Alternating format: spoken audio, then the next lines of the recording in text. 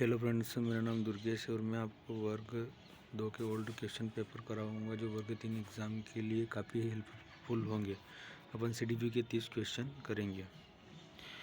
आवश्यकता की 2 मुख्य प्रेरक श्रेणियां हैं: प्रोत्साहन आधारित, भय आधारित। आंतरिक और प्रोत्साहन आधारित, आंतरिक और बाह्य, बाहरी और भय आधारित। तो इसका आंसर होगा आंतरिक और बाह्य।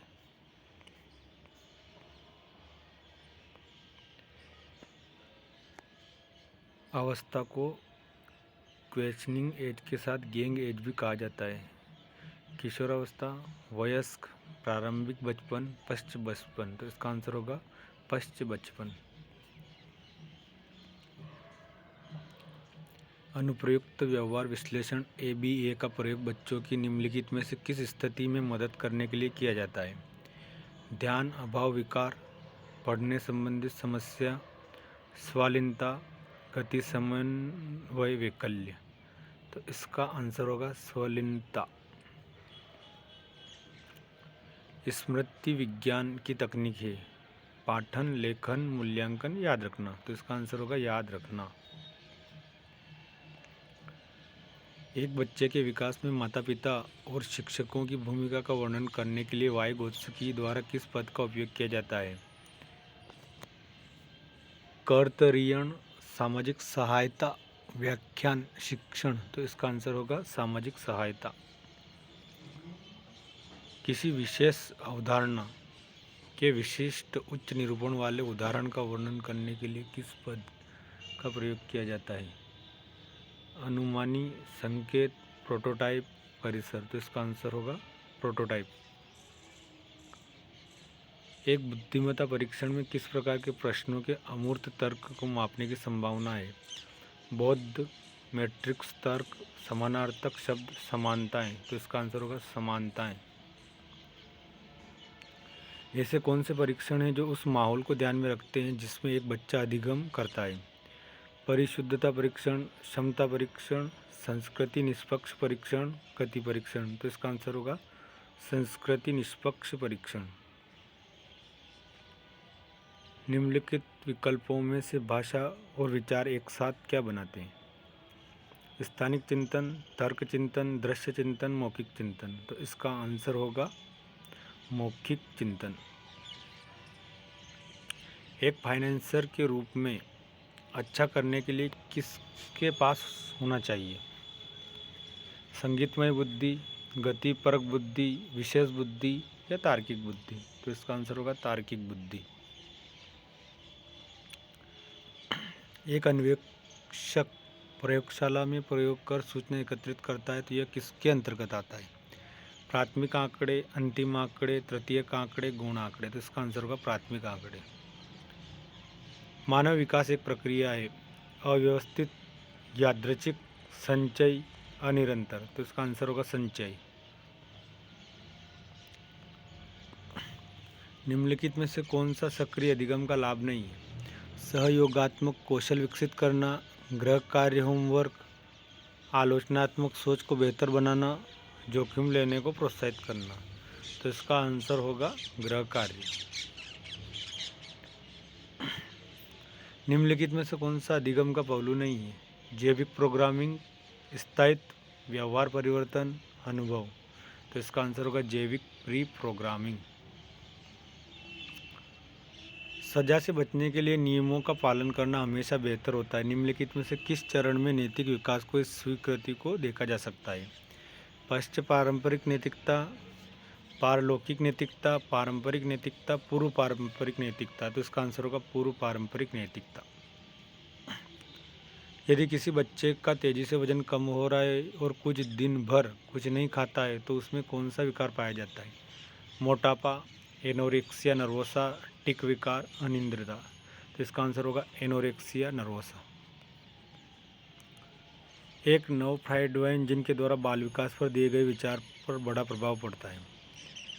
एरिक्सन, जीन पियाजे, कार्ल रोजर, कार्ल यूंग। तो इसका आंसर होगा एरिक्सन।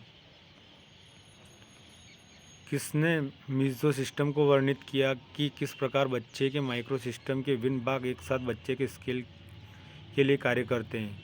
तो इरिक्सन, पियाजे, वाइगोत्स्की, ब्रोन-फेनबिनर। तो इसका आंसर होगा ब्रोन-फेनबिनर। किसने पूर्णता और एकता का वर्णन करने के लिए सबसे पहले आत्मसिद्धि शब्द का प्रयोग किया? Alfred Adler, Abraham Harold Maslow, Karen Horney, Carl Jung. तो इसका आंसर होगा अब्राहम हेरोल्ड मास्लो। बच्चों के मानसिक स्वास्थ्य में SLD शब्द का क्या तात्पर्य है? तो self learning direction, special learning direction, specific learning disorder, symptoms of learning disorder. तो इसका आंसर होगा स्पेसिफिक लर्निंग डिसऑर्डर।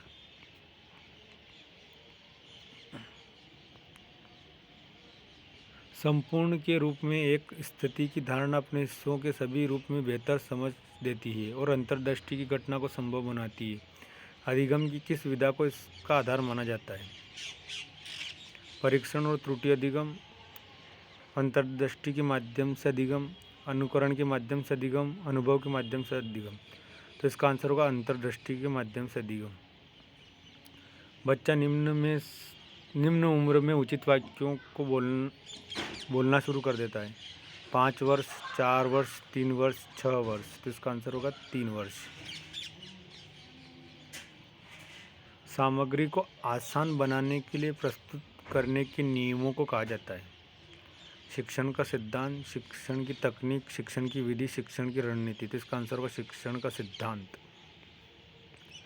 समीप से दूर का अर्थ है केंद्र से परिधि तक, सामान्य से विशिष्ट तक, सिर से पैर तक और सरल से जटिल तक। तो इसका आंसर होगा केंद्र से परिधि तक।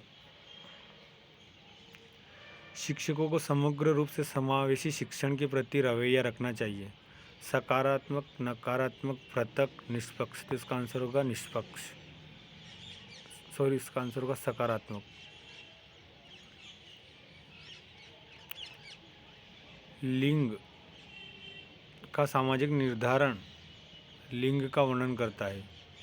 जैविक लिंग के बारे में उनकी व्यक्तिगत राय। जैविक लिंगों के आधार पर व्यवहार। एक व्यक्ति जैविक रूप से पुरुष या महिला, या प्रत्येक जैविक लिंग के लिए समाज द्वारा बनाई गई विशेषता। तो इसका आंसर होगा प्रत्येक जैविक लिंग के लिए समाज द्वारा बनाई गई विशेषताओं की सामाजिक पहचान। शैक्षिक प्रक्रिया के 3 घटक क्या हैं? शिक्षक, छात्र और शिक्षा, शिक्षण, अधिगम और अभ्यास, शिक्षा, शिक्षक और पुस्तकें, दिशा, अनुदेश और कौशल। तो इसका आंसर होगा शिक्षक, छात्र और शिक्षा। एक शिक्षक जो अपने छात्र को निजी ट्यूशन लेने के लिए दबाव डालता है, निम्नलिखित में से उसमें व्यावसायिक नैतिकता की किसकी संहिता की कमी है?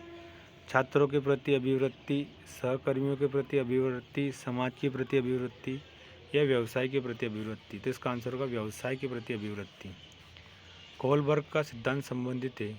नैतिकता, धारणा, अनुभूति, रुचि। तो इसका आंसर होगा नैतिकता। निम्नलिखित में से क्या किसी छात्र के अधिगम के लिए रुचि पैदा करने के लिए सबसे प्रभावी तरीका है? उनके भविष्य के लिए प्रासंगिकता दिखाना, गतिविधि आधारित अध्ययन, सिद्धांत आधारित अध्ययन, अधिगम के लिए अध्यापक आधारित प्रविधि। तो इसका आंसर होगा उनके भविष्य के लिए प्रासंगिकता दिखाना।